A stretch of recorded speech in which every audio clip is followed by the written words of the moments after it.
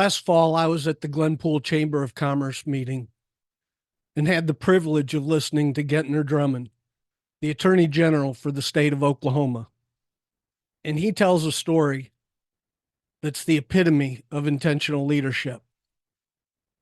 You see, he was the lead fighter pilot escorting the first bombers into Iraq during the first Gulf War on January 17th, 1991.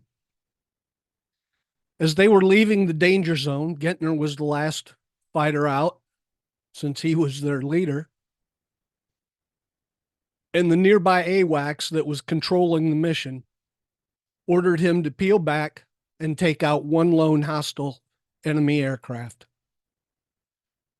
Now, this aircraft was flying low and slow, and it just didn't seem right to Gentner to fire off his Sidewinder and take out a plane that couldn't defend itself. So he calculated the risk of doing a flyby, his chance of survival, since the plane was not working correctly. And on his way in, as he was getting closer to the plane that was deemed a hostile, he was given the second order by someone in higher authority to take out the hostile plane. Gentner refused again and decided that he would do a flyby to make sure this plane was hostile. And as he got even closer, probably within range of the second aircraft, the field general got on the microphone and told Gentner to take out the plane. Gentner again refused and did his flyby. The plane was not hostile, and Gentner went back to base, and as soon as he got out of his plane, he was promptly arrested and thrown in the brig.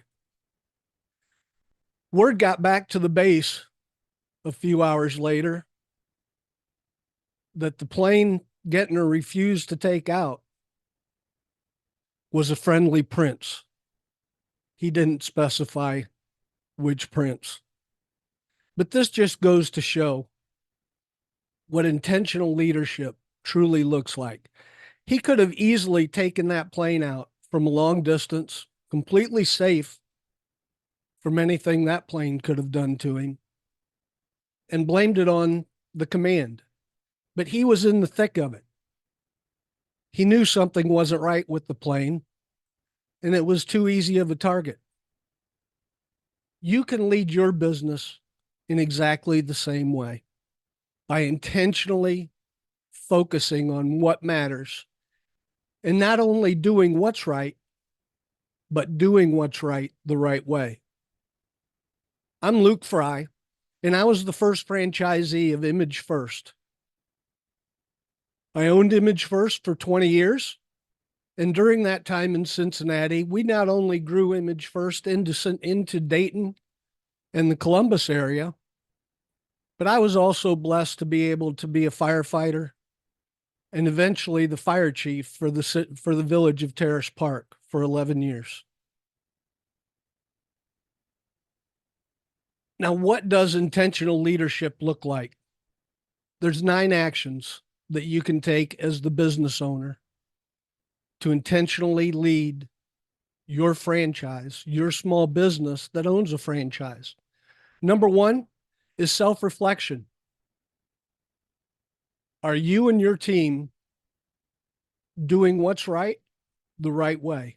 And that takes self-reflection, time alone to truly prove yourself and what you're doing. Number 2 is consistency in your actions that match your words. A lot of people say a lot of things, but don't follow through with their actions. Number 3, gain clarity in your vision, mission, and values on a daily basis. Your values are pretty much rock solid.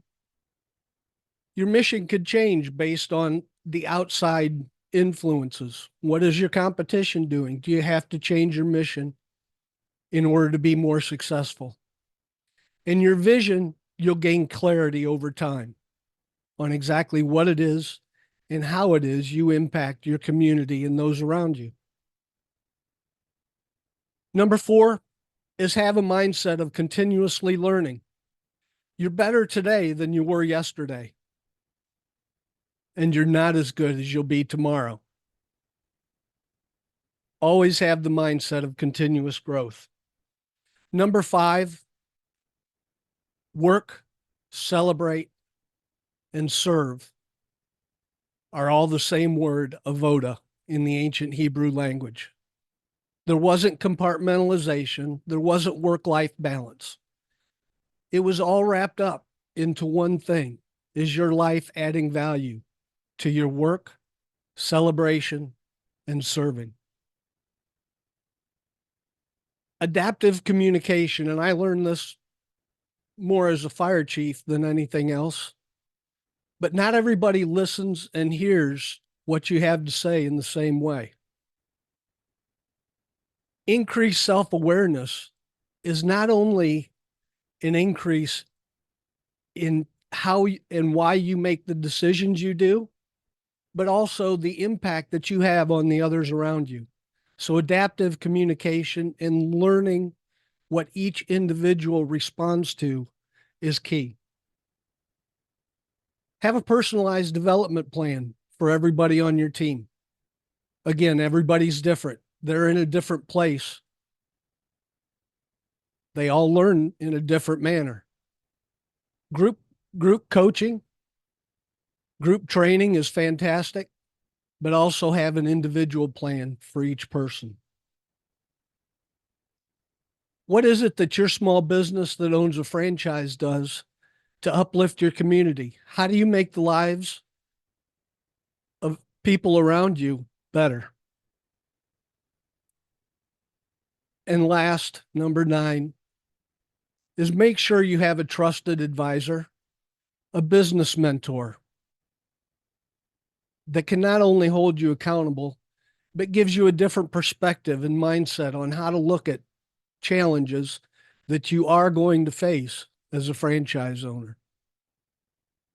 I invite you to join me and 5 other of your franchise friends in the Successful Franchisees Advanced Leadership Center. It's a mastermind that starts on April 4th, starting at 11 o'clock a.m. Eastern Time. And we'll meet every other week for 6 sessions to improve your intentional leadership. The link to find out more information is in the comments section below. Thank you for watching this episode of the Successful Franchisee's Beautiful View. Stay safe and win every day.